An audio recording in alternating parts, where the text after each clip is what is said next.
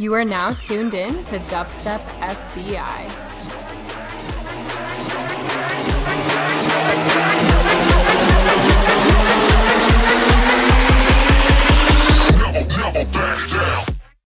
What is up, everybody? I am your co-host, Chrissy. I am Yessie. And today we have a very special guest on the mic, Ubur. How are you?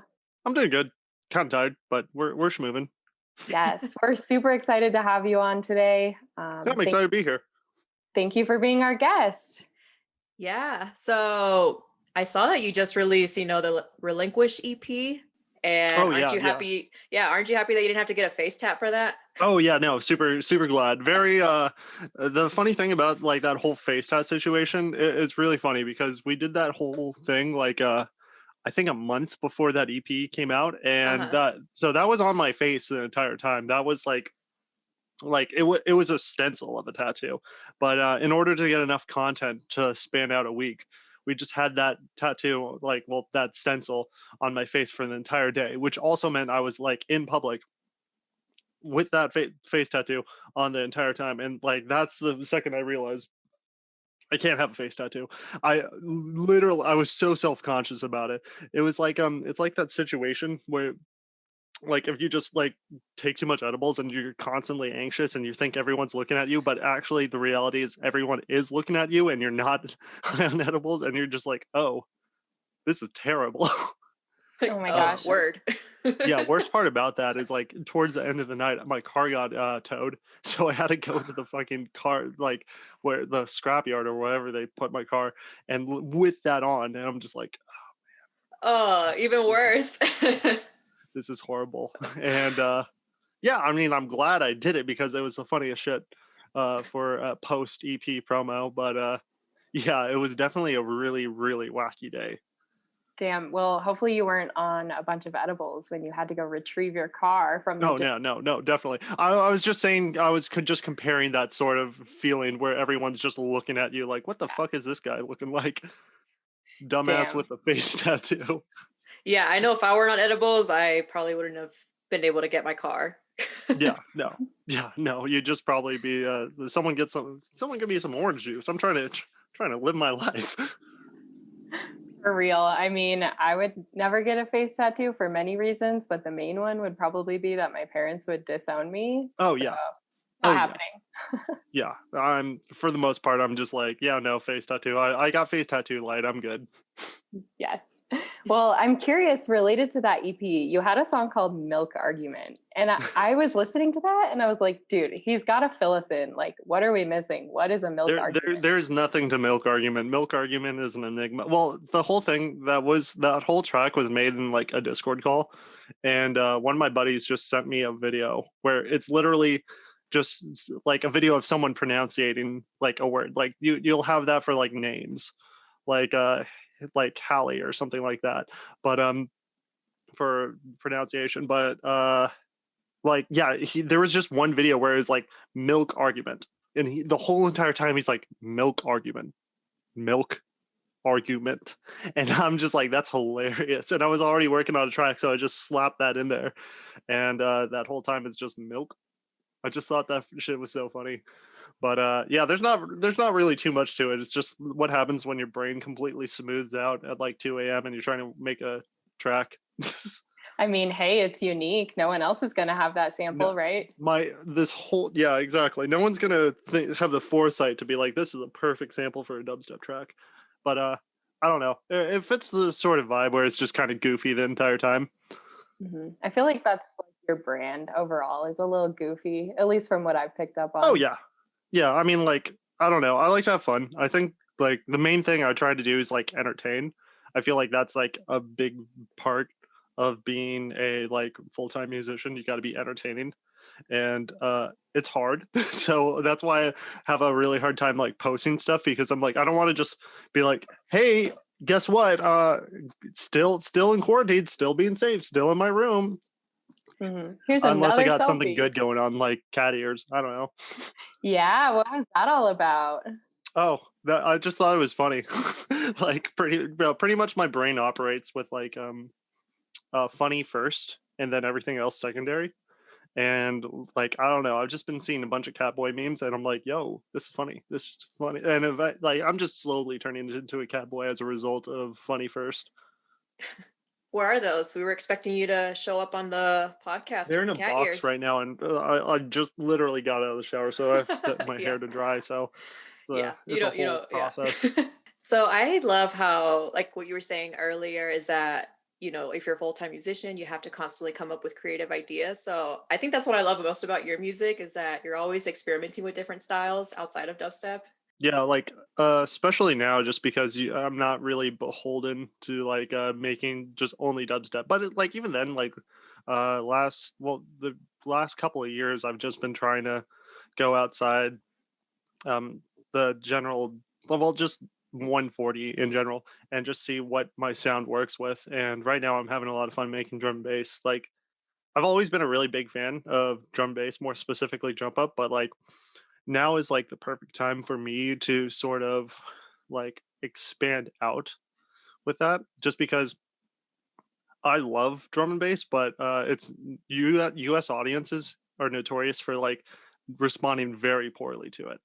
I've seen a couple of like specifically like British DJs like Rusco and Funcase, and like Downlink's Canadian, but he occasionally throws in drum bass into their sets, and like I enjoy it, but I feel like the big thing is most crowds um are just don't know what to listen to or what they want for out of drum and bass, and I feel like jump up is probably the closest thing they could enjoy, just because the drum patterns are a little bit more simple, and it's more about like catchy like riffs rather than like these crazy drums and like a ridiculous respace going on the entire time. So it's really, I don't know, because like at the end of the day, it's like shows are, who knows when like in-person shows are going to be back. Right. But I'm definitely going to try to push drum and bass onto the unsuspecting audience. It's interesting that you say that too, because I feel like you're not the only dubstep artist who I've seen recently express interest in pushing out some of their D&B stuff. Yeah.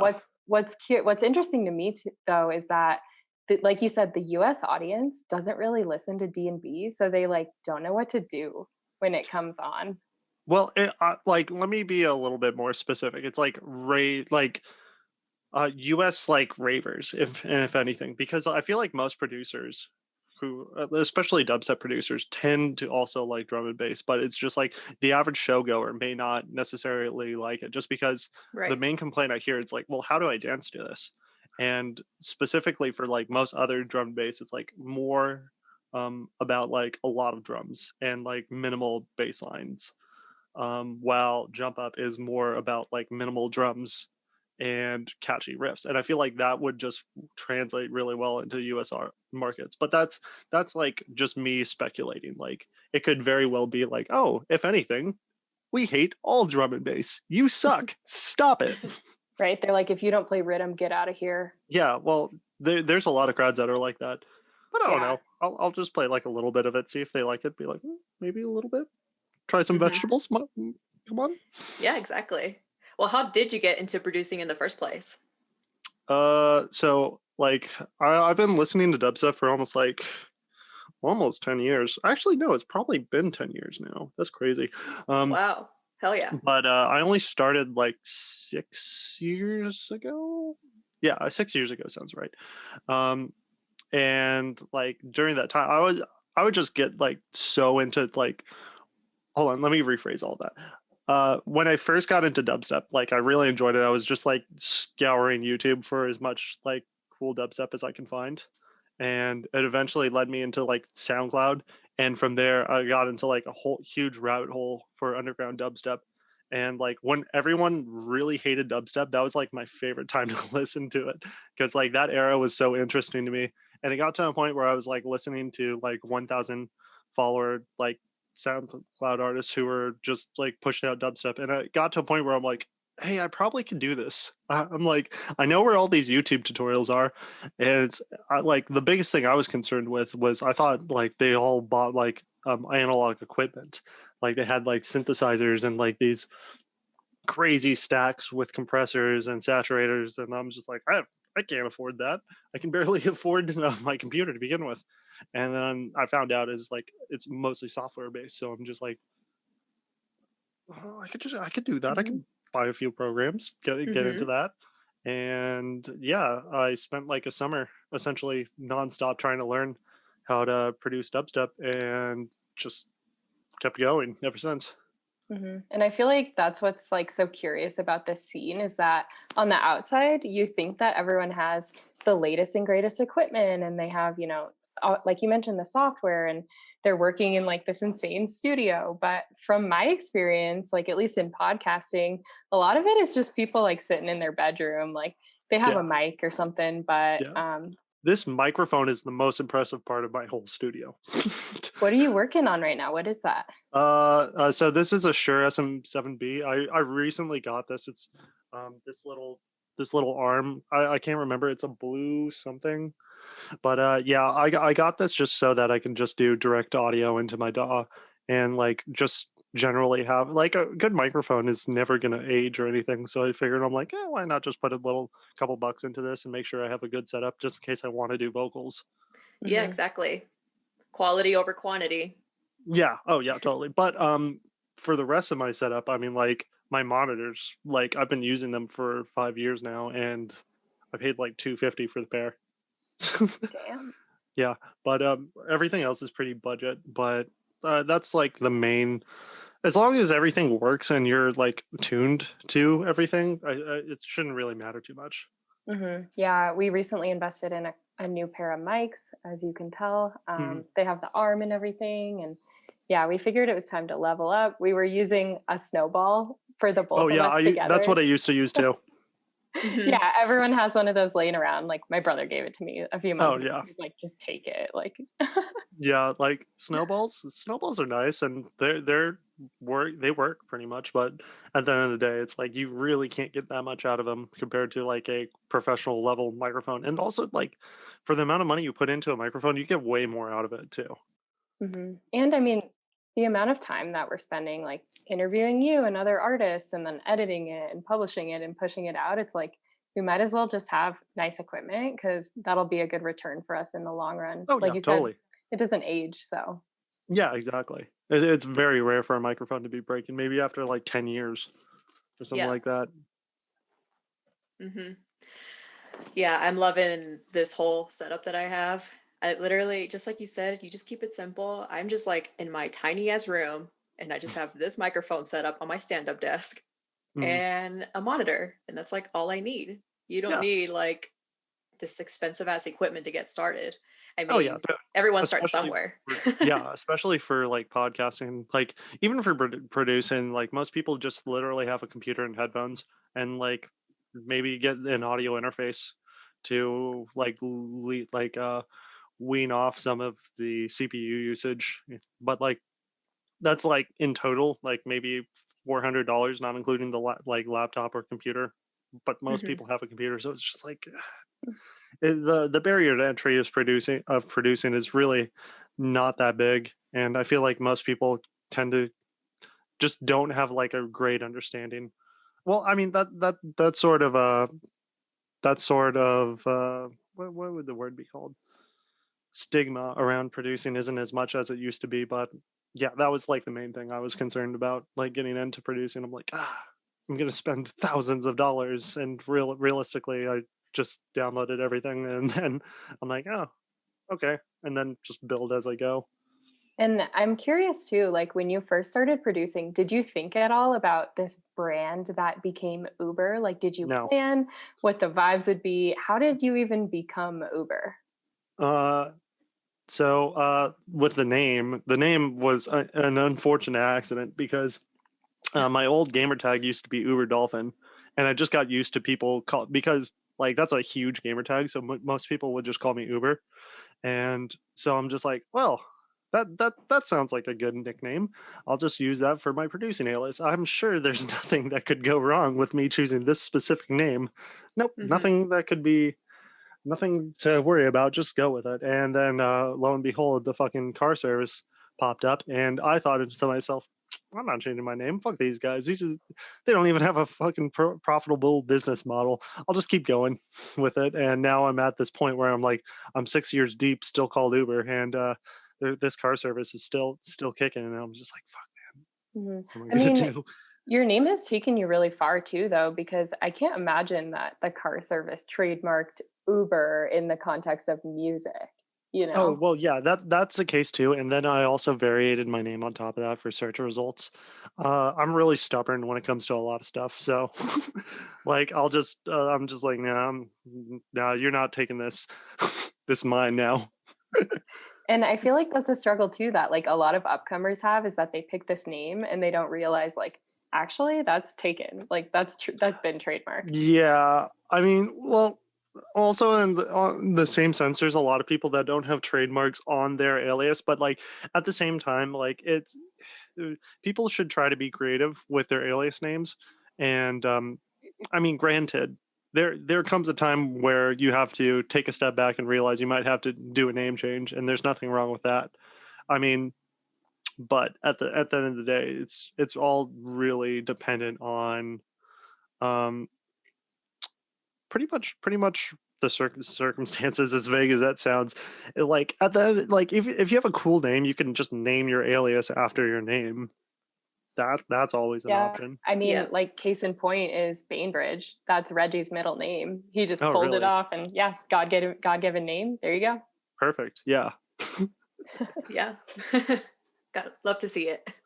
So what do you have in store this year? What's going on? You got any shows or you got any mixes or I'm actually doing a drive-in show with Nightmare, and it's a back-to-back with me, Ominous, and Yax. It's happening on Sunday, so that'll be pretty. I'm pretty excited because that'll be my first drive-in show. hell yeah, that's sick. Why didn't Yeah, we know no, about it's this? like it's been almost a year since I played in front of a crowd, so I'm still pretty excited about it. Got a lot of music, so I'm just like, finally get to subject everyone to my drum and bass. You got that B3B coming up. Oh yeah, pretty much. I mean, speaking of trios, are the Sauce Boys ever going to get back together? I mean, like, for a collab, I don't know, because that whole thing was the wackiest sort of collab that had to happen. Like, but like me, Ulasil, and Sudden Death are all like really good friends, and like pretty much Ulasil's like a big reason why myself and even like a lot of the dubstep scene in general, it was like it really improved. So I'm sure like if we all hang out again, like that could possibly happen. But right now, Ulasil is living in Vegas, and me and Sudden Death are still in like the Southern California area, but it's a 4 hour drive difference.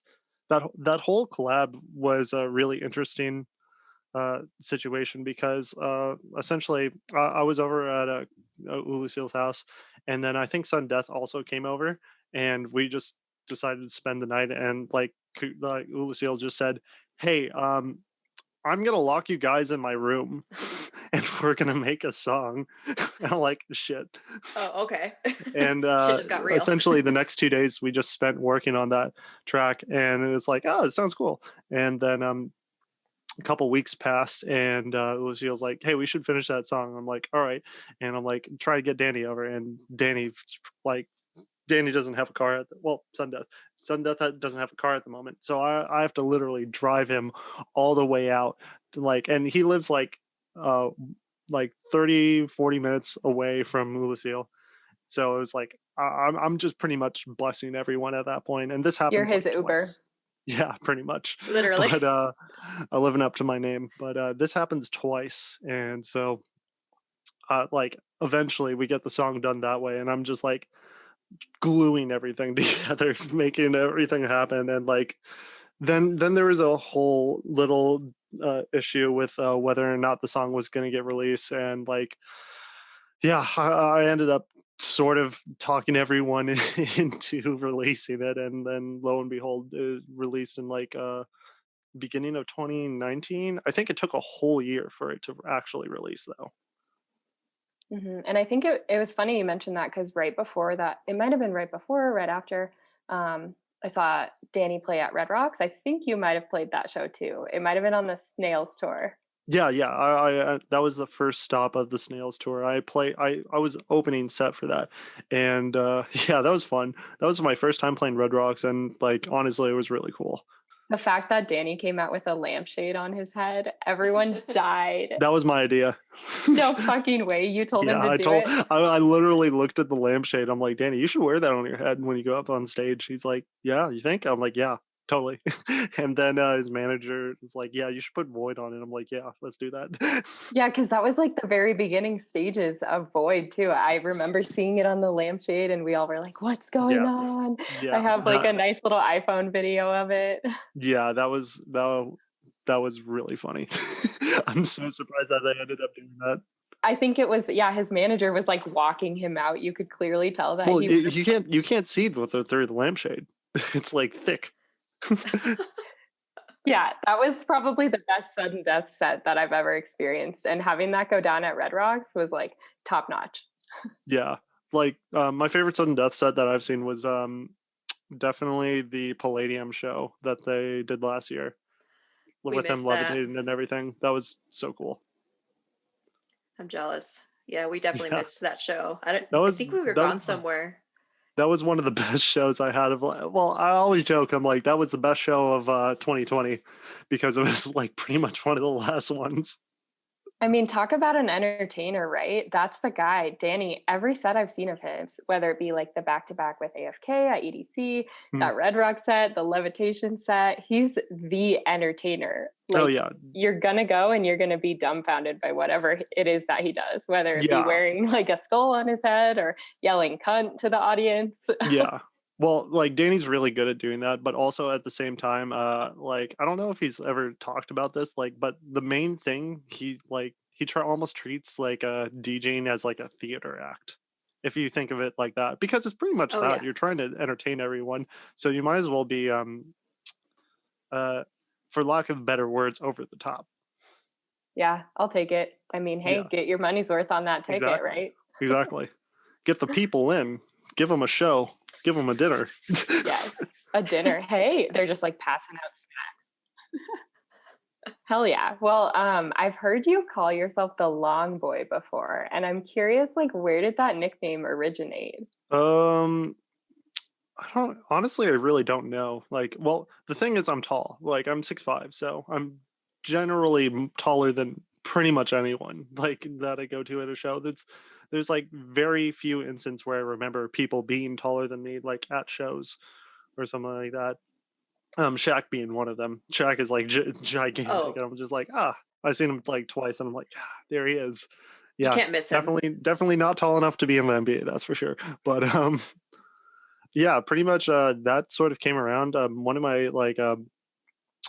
of my friends slash like really supportive like people, they made like a Facebook group and they just called it Uber's Long Boys, and I'm just like, all right, fuck it. Hmm. There it is. And Yeah, now I'm thinking to myself, I'm like, Long Boy probably would have been a better name, but you know what, like I said, I'm stubborn, so I'm gonna keep sticking with Uber. yeah, I'll take it. I like Uber a lot better than that. It's a little more Yeah. unique. I also remember seeing DJ Diesel come out at Red Rocks in a cloak. It's funny you mentioned that because every time I hear his name, I just think about this one set in the summer of 2019. He comes out in a cloak, and we all were like, "Oh my god, he's so tall!" Oh, you know what, I might have been playing that show too, You because were at yeah, that one too. yeah, I was playing that one too, because that was another. It's so funny because like I think I was just hanging around in the backstage area, and Shaq walked by, and I then like one of the dudes literally came to me with like a pen and paper, and I'm like, what the fuck? He's like, you have to sign this here just in case we accidentally got you in the shot. We'll let you know if you're on the television show. And I'm like, okay. What? And He I just just has a crew following him around. yeah, that just signs off for right to use for shots, and I'm just like sign off. And it's funny because Danny's manager ended up getting in the shot for that, so he ended up being on the Shock show. They're like, "Sir, we're gonna need a release form." Yeah, pretty much that's what they asked for. That's hilarious. You Damn. have no choice. Yeah, no, well, I had to. I wanted to. I mean, I want to be on TV. Come on. Of course, especially with him. Yeah, yeah, totally. So that was definitely I don't know. I feel like my life is just a combination. Well, it's not the wackiest situation, but like a lot of wacky situations do happen, which keeps everything a little interesting. Coronavirus being the wackiest for everyone. And I mean, speaking of wacky, you have this wacky little character in like all of your album Oh yeah. art. What is this character? Is that supposed to be you? That's like I just call him Brain Boy because I can't really think of a better name for him. But so like I like made that logo in I want to say 2017, maybe it's 2016, could be 2016. Yeah, I want to say that. But I made that logo just because I was thinking to myself, oh, well, I mean, like, Uber is a good name and all, but I probably should have like an image, like a general theme around it. And I was thinking to myself, oh, Barely Alive has like a little logo, and like it's like that little TV sort of TV microwave head thing. So I'm like, I might Yeah. as well just try my hand at it because I do a lot of graphic design and I've done a lot of illustrations like before I started producing. So I just designed myself a logo and then I'm just like I literally just started with a circle, just put a face on it, and I'm like, it'd be more interesting if the brain was visible. I'm like, just have like a lot of simple elements and then just pop brain on top. And then eventually it just got super cartoonified and I just kept going with it. I feel like that's like the summary of my career. It's just like a lot of things just happen. I'm like, let's go, let's work with it. There's not too Yeah. much planning, but like I feel like it's more genuine that way because when like there's so much planning behind a brand, it kind of feels like corny almost. Feels And like that's not corporate. like necessarily saying any specific brand is corny, but like I just feel like like the lack of planning really definitely makes stuff more unique because you kind of just go with the flow and see how people like perceive stuff. And obviously I do have planning to some degree because now like my entire brand is like really dialed in. And then people are like, how do you think of this? You're a graphic design genius. And I'm like, literally just what happens with like just being around for years at Did this point. you do all that in Illustrator or Procreate or Oh, so I'm a little shitter when it comes to doing that kind of stuff. I hate Illustrator and I only do Photoshop. only rasters, eh? Yeah, so I like I just can't do vectors. I just never was a big fan of using Illustrator, so I just do everything in Photoshop. And like the way I compensate with it is I just do it at like 3,000 by 3,000. I'm like, you can't tell the difference if it's really big, so let's go. Damn. Did you design the NSD art? So no, I didn't design it, but that was all like done, illustrated by Junkyard. But I did I thought of the concept for it, but then obviously Junkyard took that concept and made it actually look good because I would have never been able to do that myself. But yeah, he's been doing my art for almost like a year now, I believe, and he's been killing it. I love pretty much everything that he does, and that's been what's gluing my brand together. And honestly, like I'm just like, yeah, just give it to Junkyard. He'll make it look good.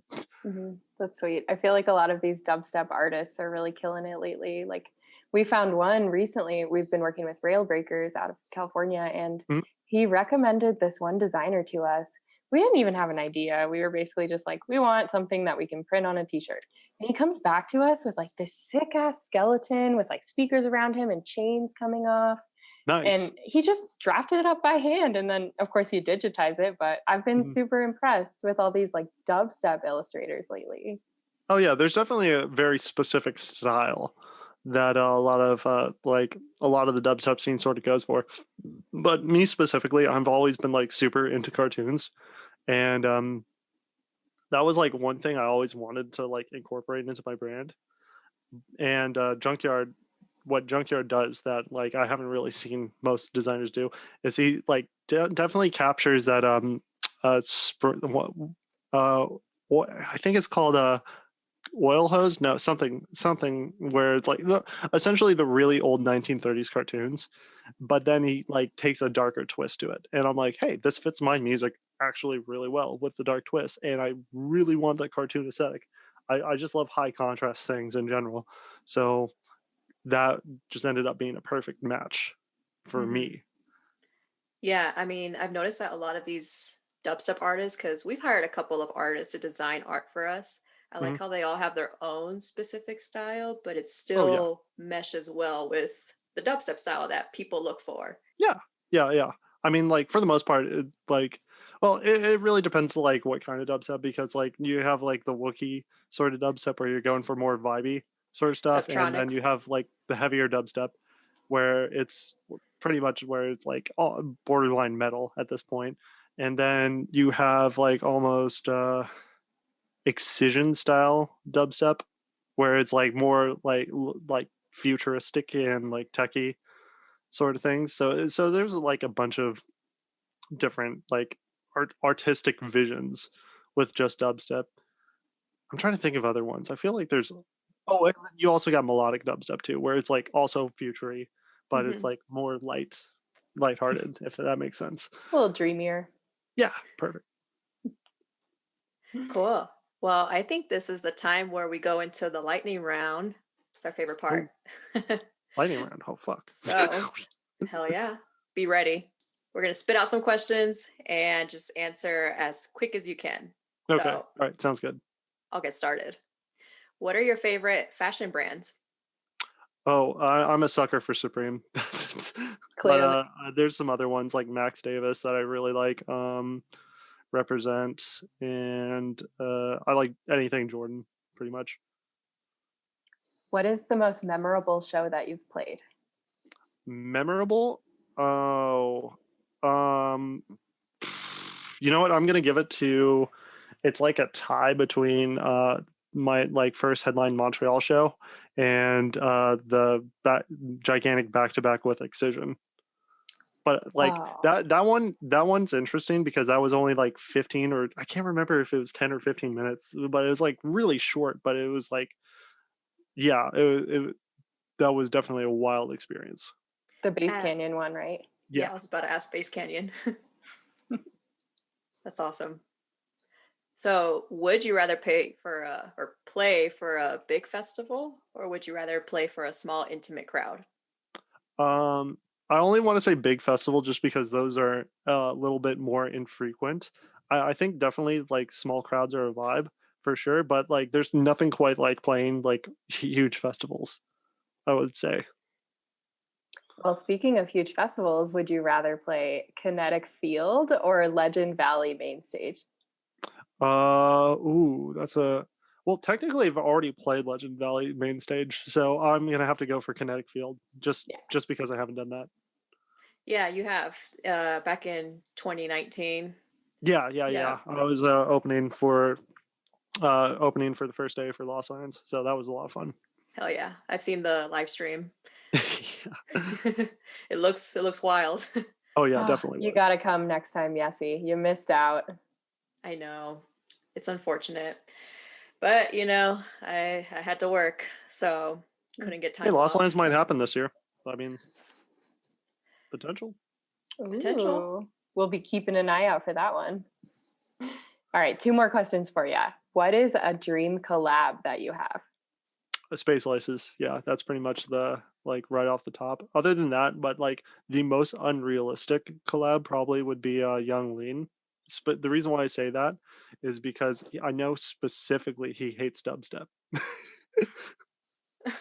I just picture like you and him riding on an ATV dripping in North Face, like one of Yeah, his music videos. yeah, that's the vibe. Yeah, I've been a big fan of his stuff for like 5 years now. Yeah, that would Maybe you be can make it epic. happen. Possibly, maybe. I don't know. With a D&B collab, maybe. Well, that's to say Young Lean also likes D&B, which I mean he already hates dubstep, so I wouldn't be surprised if he hates D&B too. I'm just gonna eventually like just make a move into pop just to just so that I can collab with Young Lean. That's Yeah. the real schmove. Doesn't hurt to slide through those DMs. Yeah, well, I mean, like, I'm always really bad at doing that. Yeah. That's the thing. It takes skill. You need like a whole degree to slide into the DMs Yeah, properly. yeah. How to slide into the DMs 101. Next class. Where do I sign up? We'll send you a follow-up email after this. Let's go. Yeah, Let's join our go. Skillsoft course. All right, last question. So, would you prefer FL Studio or Ableton? FL. It's Ooh, FL gang. It's all FL. sweet. Yeah. Well, do you have any last words for our audience? Well, no, I can't really think of anything off the top of my head, but thank you so much for having me. I really do appreciate you like taking the time to one deal with me and and everything. Oh gosh, yeah. I don't know how we were able to deal with you for the Yeah, I last 30 know. minutes. I'm kind of Like, a mess, as you can like. I mean, I just recently made my bed, but before it was a mess over here. Yeah, that bed clip. I think we'll just use that to promote the episode. Yeah, And yeah. Just to have like a big circle on the bed and with an arrow pointing to it. It's like, why is this so messy? This guy, and yeah, just have a arrow pointing at me. This guy's a mess. yeah, and then next time we see you, you'll have the cat ears on, so we'll Yeah, be able yeah, to of get a course. selfie. And I'll be more in a mental state to become the cat boy online. cat e-boy. Yeah, cat boy online. so you're That's a long boy, brain boy, cat boy. yeah. There's a lot of different faces to the Uber brand. That's what I love about it, though. Got to keep it unique, got to keep it creative, and no one knows what to expect from you. So keep it Yeah, up. pretty much. That's really just the summary at this point. Sweet. Well, thank you to everyone who's listening. Be sure to stay safe out there, take care of each other, and we will catch you on another episode of the Filthy Beat Inspectors podcast.